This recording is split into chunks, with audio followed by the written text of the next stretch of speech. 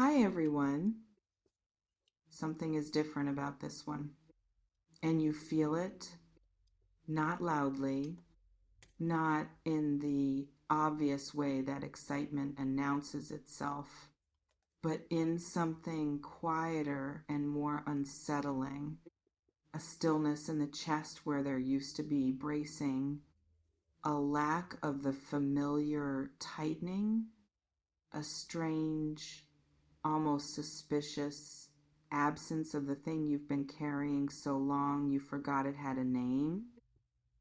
And that absence, that unexpected, unearned quiet, is terrifying in its own way because you've been calibrated to the weight. And something that doesn't press down on you the way you expect feels wrong before it feels right. That's where we're starting tonight. There is a thing that happens to people who have been through a particular kind of love, not the ordinary heartbreak kind. Something more specific, the kind that didn't just end, but left a residue, a film over everything that came after, a quiet distortion in the lens through which you see new people, new possibilities, new moments of genuine warmth. The past lover, the one who did the specific damage we're talking about tonight, didn't only hurt you in the moment, they installed something, a way of reading the room, a set of expectations dressed as protection, a posture the body learned to hold around love, slightly braced, slightly withdrawn, slightly scanning for the familiar signs of what's coming. And the cruelest thing about that installation is that it runs whether the threat is real or not, whether the new person deserves the guard or not, whether the danger is present or entirely absent. The body doesn't check. The body just runs the old program in the new situation and calls it intuition. I want to talk about what the past lover took, not in inventory, not as accusation, but clearly, because I think one of the ways damage persists is by staying unnamed, by being absorbed into the general texture of who you are now, rather than being recognized as something that was added, that was done, that did not belong to you originally. Some of them took your ease, that particular lightness of being inside a connection without constantly monitoring the exit, the ability to be present without one eye on the door, the capacity to receive warmth without immediately calculating what it might cost you later. Some of them took your voice, not literally, but practically, trained you over time through a series of small corrections and large silences that certain things you felt were not worth saying, that your perception was unreliable, that your needs were inconvenient, that the version of you that asked for things was harder to love than the version that didn't. And some of them took your belief, that quiet foundational belief, that being fully chosen was something that happened to people, that it was real, that it was available to you specifically. The echo of a past lover. This is the thing that doesn't get talked about enough. How long they stay, not as a presence, but as a frequency, an old sound that plays in the background of new situations, that colors new people with old meaning, That makes generosity look like manipulation, and consistency look like a setup, and someone simply showing up reliably without drama, without conditions, look like something that can't possibly be real. Because real didn't look like that before. Real looked like uncertainty. Real looked like earning it. Real looked like the intermittent warmth that comes and goes and keeps you oriented around its return. Real had texture, the specific, painful texture of something that required constant tending or it disappeared. And now something arrives that doesn't have that texture, that is simply there, consistent, present, not requiring you to manage its temperature or interpret its silences or brace for the withdrawal.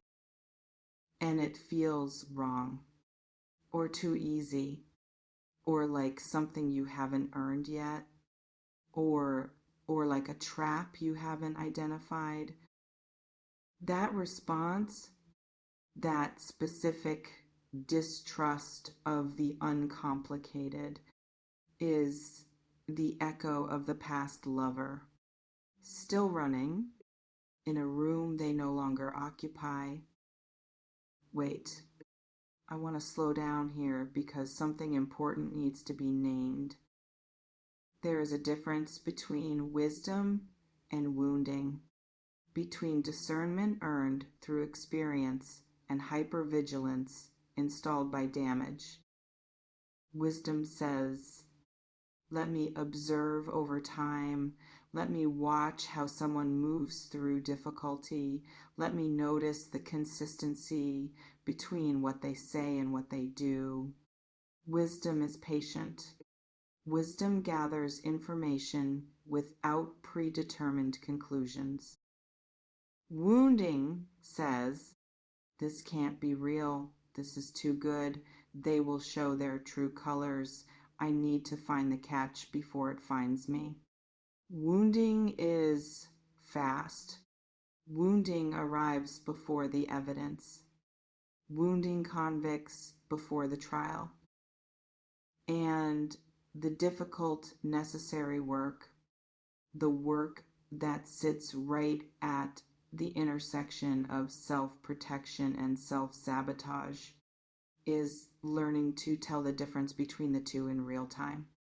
In the moment, when the body is running the old program and the new situation is asking you to stay open, the one who is coming, or perhaps the one who is already here, already circling, already showing you something in the way they move towards you, that is different from what you've known. I want to talk about what that difference feels like from the inside, because it is rarely what people expect. People expect new love to feel like fireworks, like certainty, like the dramatic arrival of the thing they've been waiting for. But sometimes, especially after a love that trained you to live in chaos, the real thing feels almost boring at first. Not because it lacks depth, but because it lacks the familiar turbulence. Because the anxiety that you mistook for passion is absent.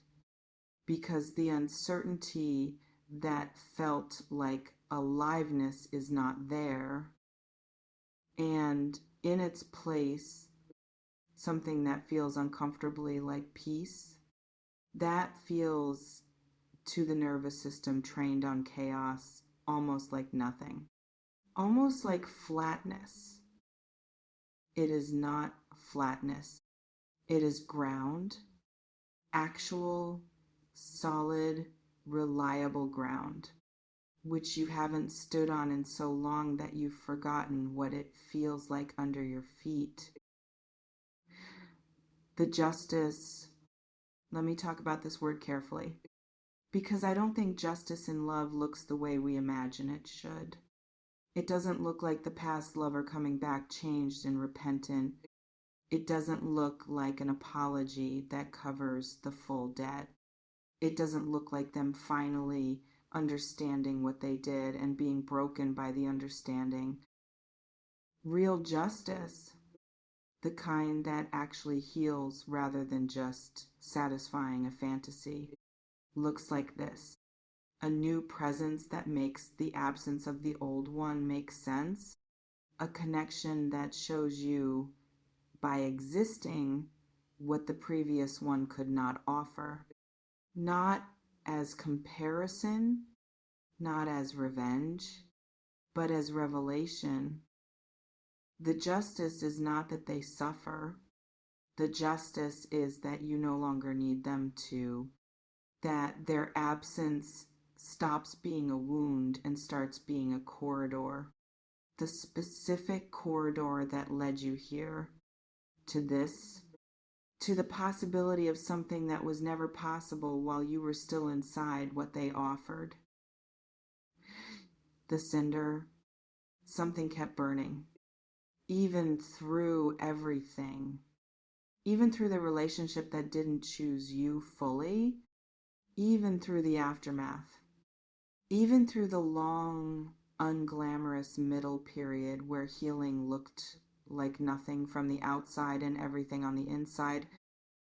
That small, persistent heat, the part of you that kept believing, despite all evidence, that being fully chosen was still possible for you, was not delusion, was not naivety, was not the romanticized thinking of someone who hadn't learned their lesson. It was the most accurate thing in you, the part that knew underneath the damage, underneath the installed program, underneath the careful protection, that the fire was not finished, that the story was not over, that the version of love that had been offered was not the only version that existed. And now something is arriving that the cinder always knew was possible. And the only question that matters right now is whether you can let it land without the old program intercepting it. Whether you can stay open long enough for the real thing to become real to you. I'm not sure why, but this feels important to say right now. Being only wanted fully, without division, without the shadow of another option or another person or another version of the situation, should not feel like a gift. It should feel like the baseline. But for those of us who have been through the specific education of loving someone who divided themselves, who gave portions instead of presence, who were always slightly elsewhere, whose choosing of you was always provisional, always contingent, always shadowed by the possibility of unchoosing, the undivided thing feels extraordinary, feels almost too much, feels like something to be held carefully at a slight distance in case it turns out to be conditional after all. Let it be the baseline. Let the extraordinary become ordinary. Let yourself receive it not as a gift you've been lucky enough to receive, but as the thing that was always supposed to be there. The thing that was missing before, the correct version of what love is supposed to feel like in the body. The broken key, the past lover and everything they put you through shaped you in ways you are still discovering. Not all of the shaping was damage. Some of it was precision, the ability to feel the difference between real and performed, between presence and proximity, between someone who is with you and someone who is near you. That precision, that hard-earned, costly, specific knowing means that when the real thing arrives, you will feel it differently than someone who hasn't been through what you've been through. More completely, more precisely, with a depth of recognition that only comes from having known its absence so well. The past lover gave you the ability to recognize what they were not. And what they were not is exactly what this new presence is. We're near the end, and I want to close with something about the opening. Not the grand gesture, not the dramatic leap, but the small, daily, almost invisible act of choosing to stay open, just slightly, when everything trained in you says to close.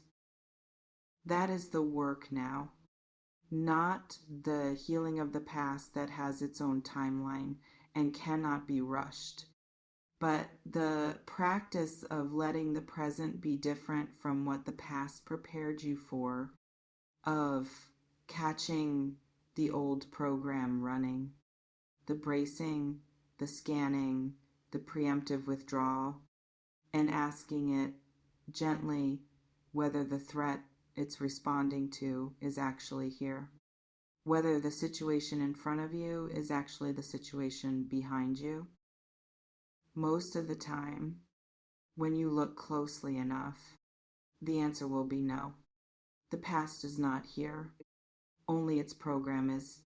And programs, unlike wounds, can be updated slowly, imperfectly, one moment of chosen openness at a time.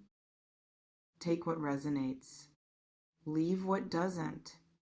Be patient with the part of you that is still running the old software in the new situation.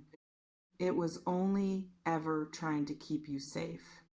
It just needs to be shown slowly, through evidence, through the accumulation of moments where the danger didn't come, that it is safe to stand down. 2 questions for the quiet or for the comments. If tonight moves something in you, where are you still protecting yourself from a threat that no longer exists in a situation that is asking for something different? And what would you allow yourself to feel if you decided, just for today, that this one is allowed to be different? Sit with those gently, without rushing. I'll see you in the next one. Take care.